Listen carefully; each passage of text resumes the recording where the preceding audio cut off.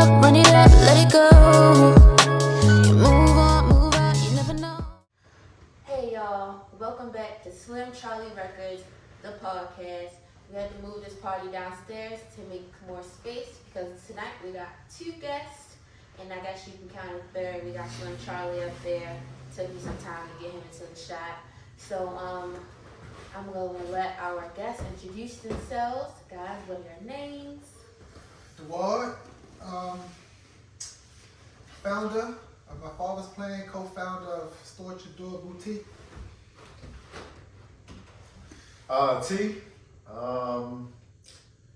co-founder of My Father's Plan, co-founder of Store at Your Door, and we put hotdress on the map. Nice. So, where y'all from? Tell us where you from, what side of town you from, where y'all grew up at.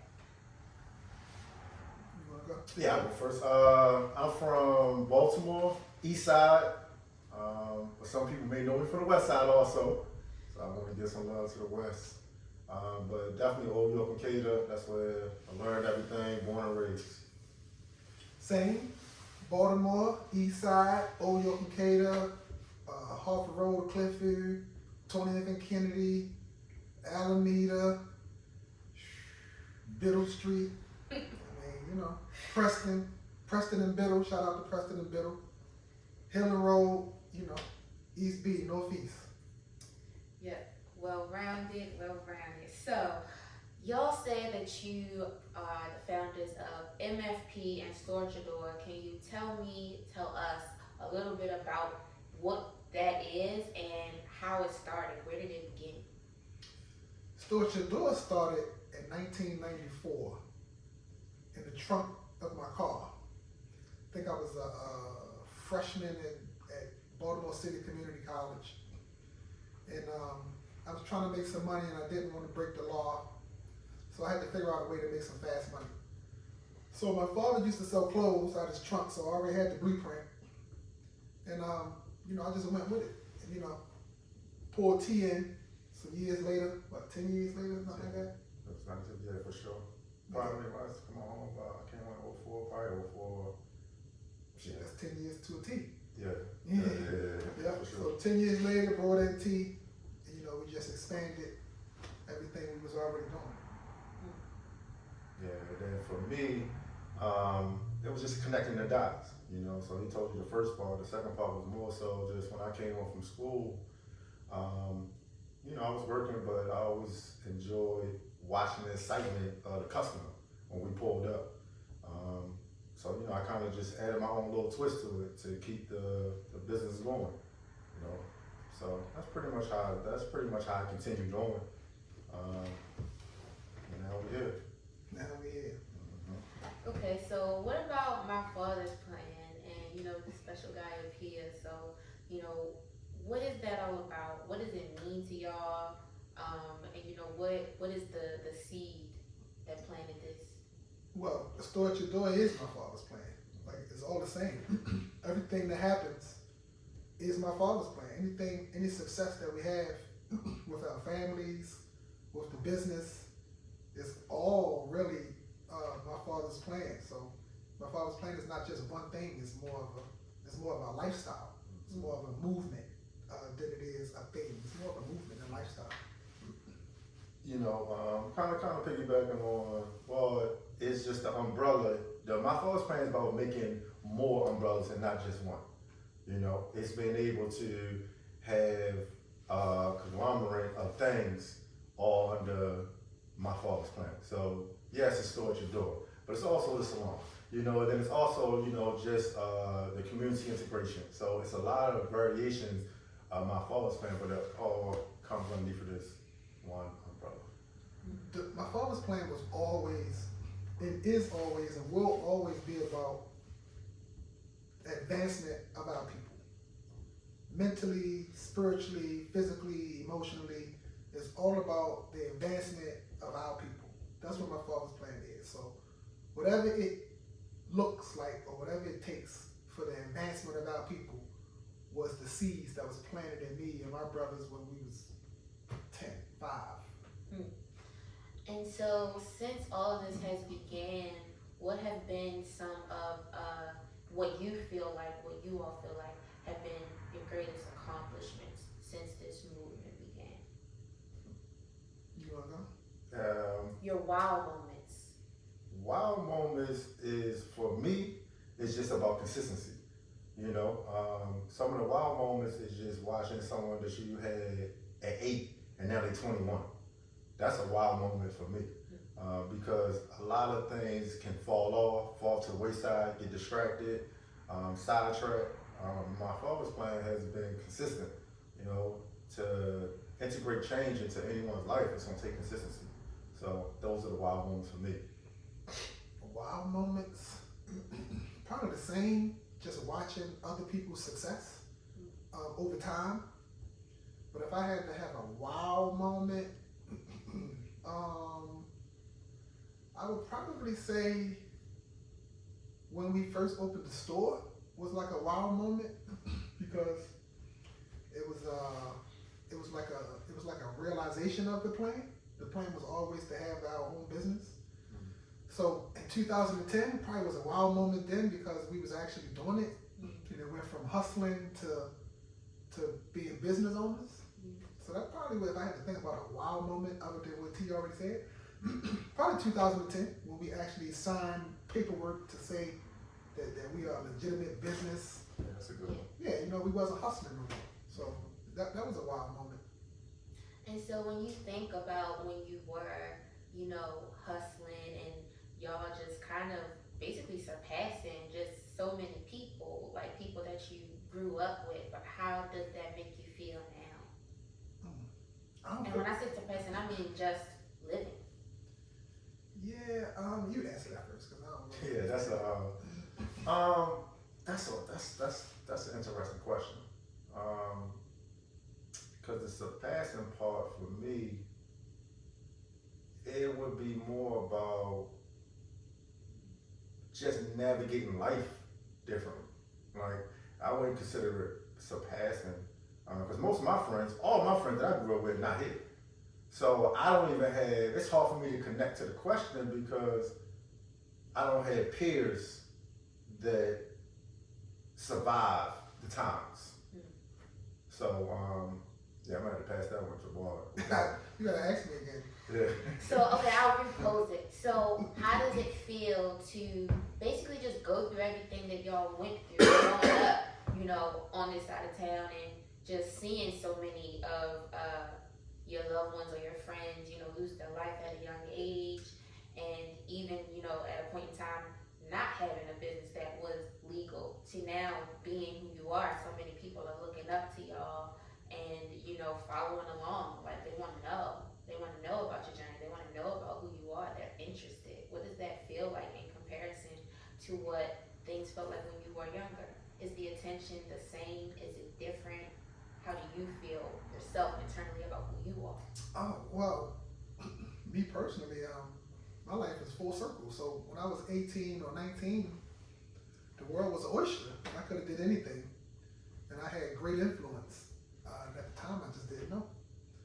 So now my life is the same as it was, you know, 31 years later. My life, I'm in the same place that I was when I was 19, just having influence. Everybody watching what we doing. So there's really nothing new for me. It's the same. It's the same, we're just older. Yeah. You know, so we're not gonna make the same mistakes. But in terms of, you know, all my friends, I've been blessed. I lost a lot of friends, but I still got a lot of friends. And they respond to me the same way now that they did 31 years ago. So for me, the only thing, it's funny I'm about to say this, but the only thing different is the goddamn bank account.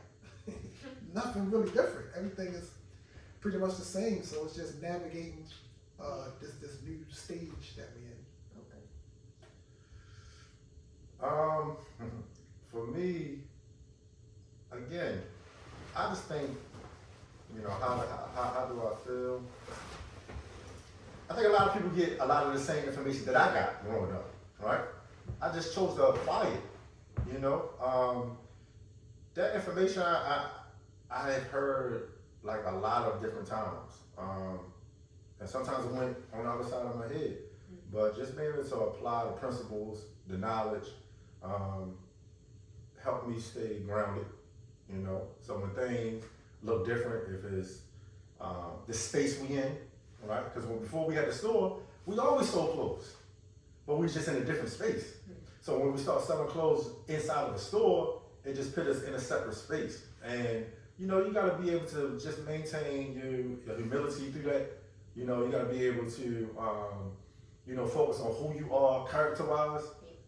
So those things really didn't change. Again, I'm just more so about staying consistent, you know, with my character, who I was when I was 16, you know, compared to who I am now.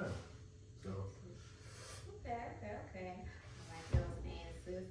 So, what are some of the most valuable, y'all said that y'all got a lot of information then, and even still now, you got some good people around you.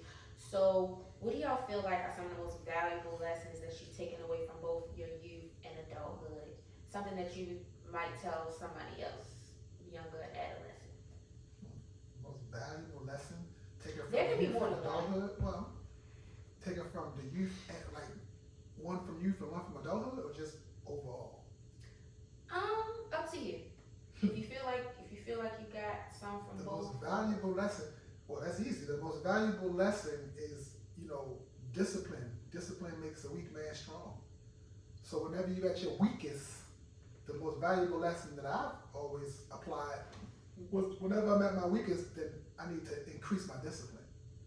And doing that over time, over so many years, that's the most valuable lesson, because I still practice it. You know, I still practice it today. You know, if I'm not on point or if something not right, I increase my discipline in different areas of my life. And we've been doing that since forever. And we've been doing that since forever. I don't know nothing else. That's the norm. The norm is discipline. Discipline makes a weak man strong. That's a scripture from the Quran. So we've been applying that forever. That's the most valuable lesson that I can think of, because it's just relevant all the time for everybody. Okay. How about you, T? For me, I guess I'll take it twofold. One, I would say just having the ability to reflect is probably, you know, one of my most valuable things or lessons that I would give is you got to be able to stop. You know, a lot of times it's the grind. We want to move. We want to be so many different places. You got to be able to stop, reflect, and then make sure that your passion is there. Because the thing about entrepreneurship, and I'm gonna say it, you got to be okay being broke for a little while in entrepreneurship. So that's where you got to reflect and make sure that your passion is there. But you got to be comfortable being broke, especially for those first couple of years. And nobody gonna tell you that. Like, you're not getting money. You seeing money, but you ain't getting money. It's two different things. Yeah. You got to lose money to make money. And most people say you got to spend money to make money. That's true. But like he said, the part they ain't telling you, you got to lose money before you can make money. And if you're comfortable with that, if you can get past that part, which most people can't, that's why most people run back to their jobs. You know, if you can embrace that part, you know, you'll be fine. But you got to understand that you have to lose money in order to make money. So that brings me kind of to my next question. Do y'all have each just one core memory of an obstacle that might have took you by surprise? You didn't see it coming, but you always remembered it. Like it might even to this day just completely change how you do things. Was there ever one where you just kind of felt it might have put you at your lowest, or it might have just put you just in a different state of mind? Oh shoot! When I got divorced, that was probably the lowest. That's probably well, it was 2 times. You know, when I was 19, I got shot. That put me at my lowest. I was at my lowest point. But I was still young enough to recover. But getting divorced, I was probably 31, 32. Like, shook me to my core. Like, that was probably because I had to reinvent myself. I had to, who was I? Who was I without this family? Like, who was I by myself? So So that was difficult. It took some years. It took about maybe 2 or 3 years to really reinvent myself and figure out, yo, who are you? Like, who you gonna be moving forward? You know, when I got shot when I was 19, I was so young. Just, you know, I was just young. But, you know, as an adult, the biggest obstacle was definitely divorce, because you got to reinvent yourself. You're an adult, you know, and before that, I had never lived on my own. So, you know, I was 32 with a daughter, clearly, and living on my own. So that was very, very difficult. And I wasn't breaking the law. Yeah. So I had to be a civilian. That's hard. You know, that was very difficult. So being on my own, figuring out how to be a father, trying to figure out who I am as a person, and not breaking the law, which is something that I had done all the way up until that point. So that was difficult. That's easily the most difficult time. It took about 3 years to really find my footing, you know. But that's where the discipline come in. You know, most days I didn't know who I was, but I had enough discipline to stick to the script until I figured it out. So that had to be it for me. Wow. Yeah. No. I ain't got enough of that. The only correlation I have, I got 2 things. Is definitely getting shot. Because at the time, you know, you think, man, I'm about to go to this big Division I college. You know, there's a lot of tears in that basement of my grandma's house, which brings me to my second thing, is just losing my grandmother. That was that's adult, so I was about 16 or 17 when I got shot. But adult life, man, losing my grandmother. You know, she's the matriarch of the family. You know, she was the link that held the family together. Like I'm pretty sure most grandmothers. But putting together a funeral with someone that you care about deeply, it's definitely challenging. It definitely makes you have a different perspective about life all over.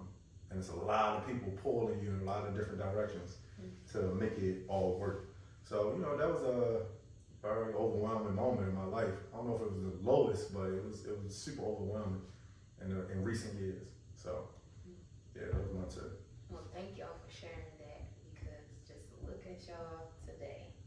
So, what is y'all's take on Baltimore City right now, and what is youth need? That's a broad question, because it's not one thing. It's not one thing. Baltimore needs a lot of things. Well, think of, I guess, more of when it comes to just drawing from my father's plan. You know, I feel like working, running a nonprofit organization, you get to see a different side of how things are done for our city, just as far as who's got the money, who's in charge of this, who's in charge of that, and just basically seeing how disenfranchised people are, because they don't know nothing about it. They don't know nothing about 501c3s and how they could be helping their communities. So, you know, just y'all's background in working at a school, just what are some things, since you had this experience, do you feel like you noticed, like, if I had that, things would be different, or if these kids, period, just had this, things could be better or different? So, you know. Well, if we had my father's plan in 25 different neighborhoods, Baltimore would be different. And what that means is, my father's plan is not an overnight thing. And that's a lot of times in Baltimore, people have these great ideas, and they want it to be a microwave. They want it to happen instantly, and that's just not. It would never happen like that. You know, nothing great ever happens overnight. You know, T talked earlier about starting a business and accepting that you're gonna have to be broke for a couple of years. It's the same thing with everything. You know, it's a process. So, Baltimore right now, nobody want to go through the process.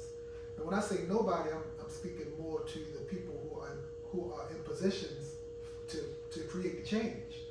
You know, they're just not willing to go through the process. They want to, for example, a person might get a $2 million grant or $2 million funded. 1.5 million is going to go to adult salaries, right? 500,000 is going to go to youth programs, right? None of that money goes directly into the youth pockets, right? So that's like a 2-year thing. So for the next 2 years, these 25 adults are going to have a job, which is cool. That's cool. There's nothing wrong with that. And then, you know, over the next 2 years, all these different youth, they're going to have these different classes and programs that they can go to. But none of that is sustainable. None of that is sustainable. You know, so, you know, Baltimore just needs sustainable outcomes, you know, not overnight outcomes. So the reason I say if you put my father's plan in 25 different neighborhoods, in 5 years, you'll see the impact. Now you're going to see an immediate effect. You're going to see the effect immediately. Because number one, the neighborhood will be clean. So you're going to see immediate effect. But to have a sustainable impact, it's going to take 3 to 5 years. Just for the impact to be sustainable, meaning, yeah, we made an impact, but how do we continue to make an impact? That's having a sustainable impact. And, you know, and it's a process.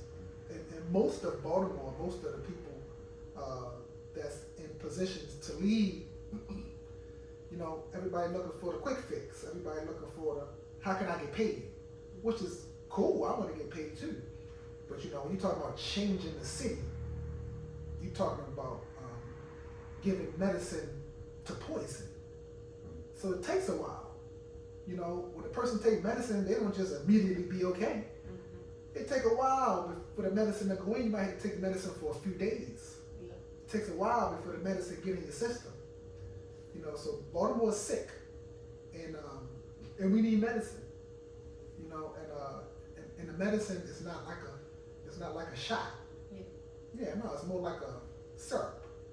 You know, you gotta drink the syrup and like let it go through you, So it's not really one fix for Baltimore, but the main thing would just be just the process of change. Change is a process. It don't happen overnight. Well, that's a good take. For sure. Definitely. I don't want to say what he said. So what I would say is more of the allocation of funds. You know, so the funds may be there, right? But it's the allocation of them, and then support and being the face. So I'm just gonna break those 3 down real fast. Like allocation of funds is just what it sounds like. You know, you get these funds, but where they go at is something that can really change Baltimore. You know, one thing that you know, me and Ward kind of talked about a little bit is that how does my father's plan impact affect the community crime rate in that particular area that we are constantly in. So, you know, we're just trying to figure out a way to track that data for a bigger scope so that we can really see our impact, you know, outside of just economic opportunities for our youth. Another thing is just the support aspect. A lot of times in Baltimore, everybody gonna be the face of something, you know, but it only can be so many faces to the front of these programs. You gotta be okay being on the side, but supporting, you know? And that's just me. My role is more so just being able to blend in and fix or tie in or put together or build whatever I need to do to make sure that the program is moving forward. And other people gotta be comfortable with that. You don't have to be the face to make change. That's facts. So those are great takes, y'all. Do you two see yourself living in Baltimore forever? Like, is this where you reside? Is this where you're gonna stay? Do y'all ever think about, you know, moving your life just somewhere else? Living? I'm always going to live. I'm always going to have a resident in Baltimore. Always, no matter how old I am. But as far as waking up somewhere else on a regular basis, I'll probably be in my 60s. It won't be for another at least 10, 15 years. At least 10. I can't even imagine waking up somewhere else I can't envision that, but I know it's possible. Yeah. Because I mean, I can't be out here forever, so I know it's possible, but I can't envision it because I just haven't gotten that far into the movement. Like the movement didn't take me to a place that I see myself somewhere else. Like right now, the movement. When I think about the movement, I think about 25 different neighborhoods having my father's plan. So I can't envision I'm gonna be somewhere else while that's happening. So I can't imagine it, but I'm sure one day I'll be thinking about it, but I can't imagine it, not right now. Yeah, forever's a long time, so it's hard to say, it's hard to say. But I will say the impact would have to make me feel comfortable with it. And until that impact, a lot of stuff had to be done. Yeah. Like thought could even happen. To be somewhere else, I could imagine people that used to live in Baltimore and were seeing like the riots and they in wherever, right? I just don't know how that would sit with me, knowing I didn't do all I could have done to impact youth. Yeah, so no. Forever's a long time, but who knows? Who knows? So where do y'all see this movement in the next 2 years? 2 years? Yeah, not too far, not too short, just 2 years. Where do you see that, T? That's a good question. So again, I focus on the word consistency. We can consistently build more partnerships to impact more youth. I would say that we would have more widespread development in more neighborhoods, for sure. And it would be nice to have more secondary level partnerships. And what I mean by that is right now we have frontline levels, where we are doing, cleanups and things like that. That's frontline. I would be able to be nice to have partnerships where our youth rolls into either entrepreneurship, or like I said, more grandiose earnings. Well, good. Well, I'm gonna go over the earnings because everything with me is economic. So in 2 years, we should be generating $1 million a year coming through our program, or more. But minimum 1.3 is my number. So in 2 years, we should be generating 1.3 million coming through our program, year after year after year after year after year. That's where I see us in 2 years. And if we're able to do that, then the impact that we're going to have on our community long term is going to be it's going to be the blueprint for the most part. Like everything we do is about we're showing you the blueprint. So if you got two people talking, one person is a millionaire and the other person is broke, they both can be saying the exact same thing, but everybody going to listen to the millionaire, and that's just a fact. So I want to be the millionaire. I want to be the guy that's got 1.3 coming through our program, everybody eating good, and everybody listening. Yeah. Now I got your attention, so now we're going to talk about how do we do my father's plan in other communities. Perfect. So it is a new year. It's 2023. Who can believe it?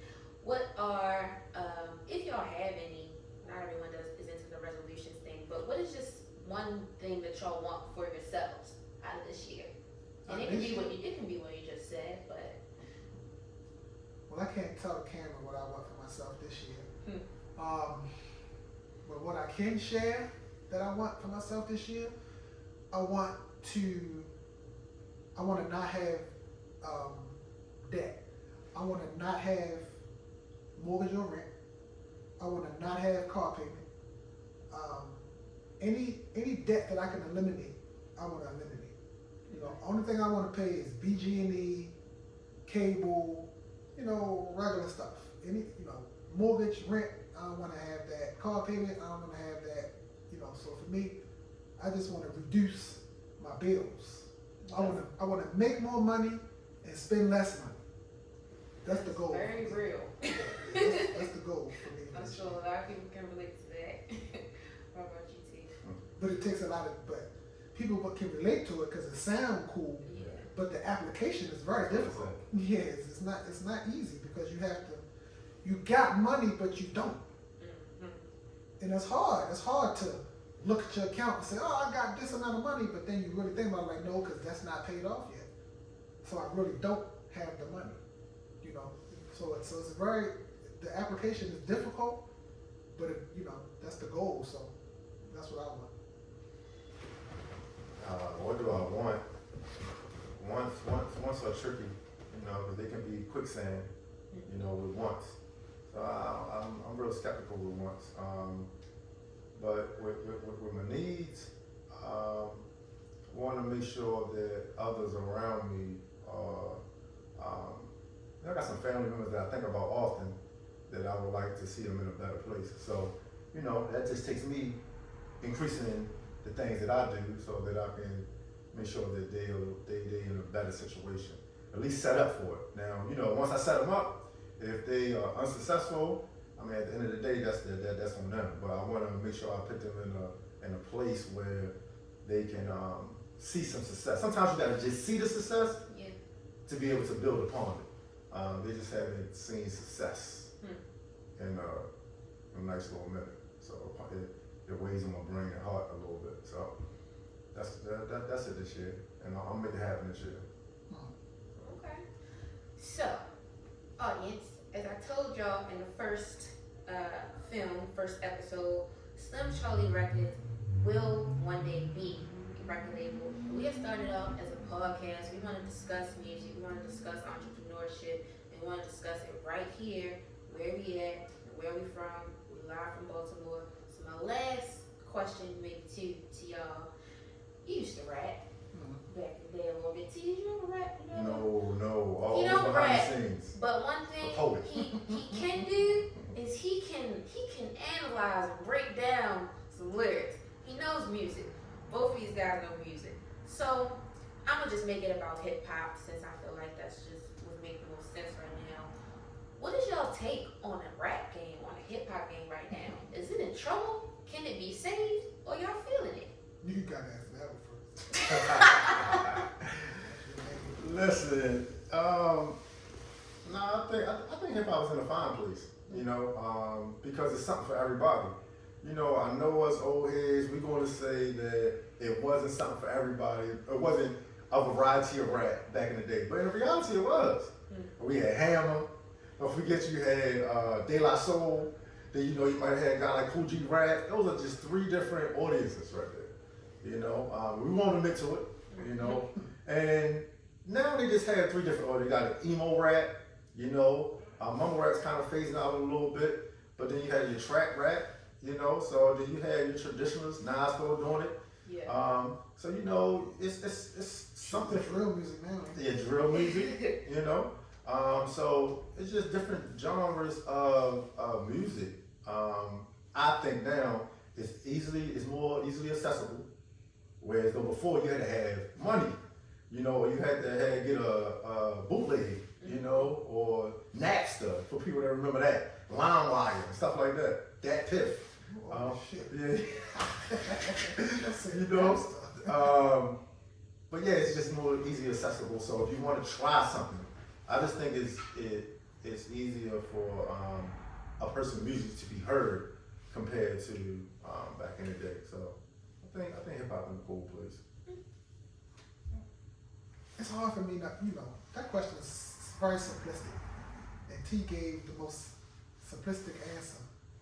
But of course with me everything is layers. So when I think about where hip hop is, I think about the influence that hip hop had.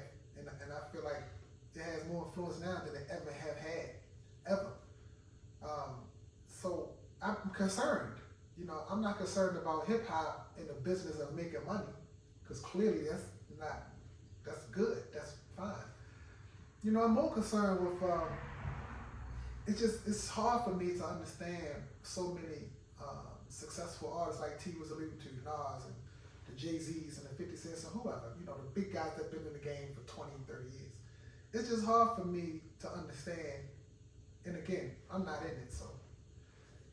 But it's just hard for me to understand why we still being controlled by other cultures.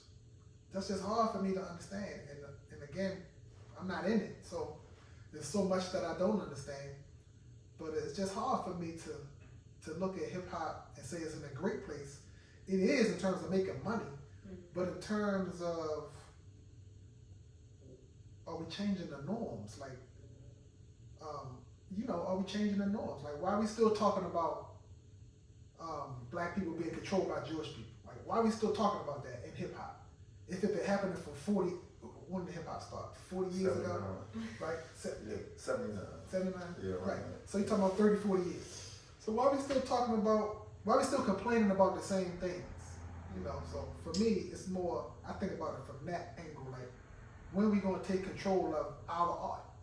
Because we're not in control of it. We just in control of the impact, but we're not in control of our own music. You know, so for me, I think about it like that. But that ain't just hip hop, that's everything. You know, that's NFL, that's NBA, that's all these different venues for us to get rich as individuals. But as a whole, it's kind of turning everybody into mindless followers. You know, a person will know more about a rapper or a basketball player than they know about the local politician in their area, right? And so, you know, that's a broader answer, you know. But as far as making money, yeah, hip hop fine. Hip hop always gonna make money because the people that control hip hop doing it to make money. So the artist is gonna make money because the person who put him on to make money. Right. You know, so I think about that with all the entertainment. I think about Caesar, you know, where they used to throw all these big events in the middle of the city to make the people forget how much they're suffering. So they go to these events and they get entertained. You know the guy, are you entertained? Like that was a real thing. You know, the point is, let me entertain you so you can forget. It's a distraction. Yeah, it's a distraction. Yeah. We don't want you to make songs to uplift your people. We want you to make drill music. Make music about killing each other, right? That way the rapper can get paid, the jail system can get paid, the social workers can get paid. So, you know, it's such a broad question. Because most people just think about, you know, the different music that's out and the individuals that's making money. But, you know, it's hard for me to think like that with the knowledge that I have. So I'm always thinking broader, you know. In layers. Yeah, it's layers. You know, how I would feel much better about it if we was in more control of it. Yeah. You know, I would feel much better about it if we had platforms that push J. Cole just as much as Dirk, right? You know, I mean, I would feel better about it because it's not equal. You know, they're gonna push the negativity more than they push the positivity. You know, so when I think about hip hop, I think like that. You know, like with T. Back in the day, it was more. It was balanced. Yeah, you had NWA, but you had Public Enemy. You know what I mean? You had gangster rap, but you had positive rap. So it was mixed. Now it's like it feels like all of the rap is negative, even though it's not. That's just how it feels. Like if you take the beat away, you just listen to the words, that shit be trash. Like a lot of that shit be trash. You know, I'm not saying all of the rappers is trash, but a lot of that shit be trash, and it's only being put out to monetize off of us. You know, so this young boy who come from nothing, and he grew up mother getting high, never met his father. You know, he gonna rap about what he know, and the person who put him on not gonna challenge him to rap about something different. They're not gonna challenge him to think in layers. Yeah. You know, they're gonna say, yeah, I like that shit. You talking about killing niggas and fucking bitches. Yeah, let's put that shit on the radio. You know, so when I think about rap, I think like that. Like, yo, when are all these guys that make all the money or who have made money over time, when are all these guys gonna sit at the table together and take control of our music? Like it's our art, but it's controlled by others, you know. So you got a guy like Kanye West come out and talking crazy and saying all this crazy stuff, but Michael Jackson was saying the same stuff. Prince was saying the same stuff. So is he really crazy? You know, so that's what I think about when I think about, and clearly Michael Jackson and Prince is dead, right? And their death is suspicious. Like it ain't really clean cut. It's like suspicious. You know, so you know, it's just such a broad question. You know, hip hop makes so much money. There's so much money being generated off of hip hop, but our people was only getting 1% of it. But you think it's a lot, but not really. You know, not really. So when I think about where's hip hop, I think that it's time for us to come out of this enslavement mentality of the music. And like he was saying, you don't even need a label no more to make money. You don't even need a record label to make money. You know, there's so many other ways to make money with hip hop now. It's crazy. Well, here on Slim Charlie Records, we want all the takes, we want all the layers. Last question, fellas. Who's your favorite artist? You can name more than one. Dead or alive? Dead or alive. Either one. Oh, Tupac. Alright. That's easy. Wait, that's for both of y'all? Dead or alive? Tupac. Okay, well then y'all gotta share the fun fact about Tupac and where we're at. Yeah, you know Tupac from Old York. You go back to the songs My Block, you hit Katy Avenue, My Block. You grew up around here, you know. And that's right where we're at. So thank y'all for being on this podcast, doing our first interview. You can get in contact with and check out My Father's Plan on Instagram, as well as the website, My Father's Plan. Just type that in, pop right up. Hotdress on Instagram, never going anywhere. Yeah. Never done. All right, so Hold on, let me get some good y'all energy. got to say. Let me get some good energy. Let me get my snaps on. You know. Let me get my sage people on. I want to make sure I send that energy through the Last stream. remarks, shout outs, y'all. Yeah, absolutely. Listen, the Old York brand we made up. This is a seed for y'all. This is a jewel for y'all. So we made our neighborhood into a brand. You know, that Old York and Katy is a brand now. We got it copyrighted. You know, we came out with it, what, 3 years ago? Yeah. 3 years ago? 3 or 4 years ago. Yeah, it's before COVID. Yeah, right? yeah, for sure. Yeah, so 3 or 4 years ago, we made our neighborhood into a brand. We put it on, we got Old York Apparel. We had it on pause for maybe about 6 months, trying to figure out what's the direction we want to take. We was just talking tonight about how we're going to come out this spring and really push the envelope. You know, we want to take the brand beyond our neighborhood and beyond the city. Mm-hmm. So, you know, just if you out here hugging these blocks, I don't know what your audience is, but if you out here hugging these blocks, or even if you out here repping your block and you ain't hugging it, but you repping it, and you know people that died and went to jail and all that, you know, we got to start figuring out how to make money off of the things that we're willing to die for. You know, start buying land in your community. You know, they call them green spaces, but that's just a disguise so that you won't pay attention. You know, start buying land, buy as much as land as possible. Baltimore City is for sale, so buy as much land as possible. And we got to learn how to invest for the long run, not the short flip. You know, everything we do is about a quick flip, but other cultures, they invest for the long haul. They're not thinking about the quick flip. They don't even want the quick flip. They want the long money at the end. So, you know, we got to start thinking like that for the next generation. Yes, sir. Yes, sir. Let me add this one thing. If you do have a business, because I know this will be geared towards business, differentiate your profile. If you sell hair, don't get the lashes. You know, if you sell sneakers, get the sneaker cleaner with it. You want to be able to upsell anything that you're selling so that you can get multiple items sold through each transaction. Don't just do one thing because that's what's hot. You know, if you're doing waist beads, do bracelets too. You know, do whatever it is that you want to do.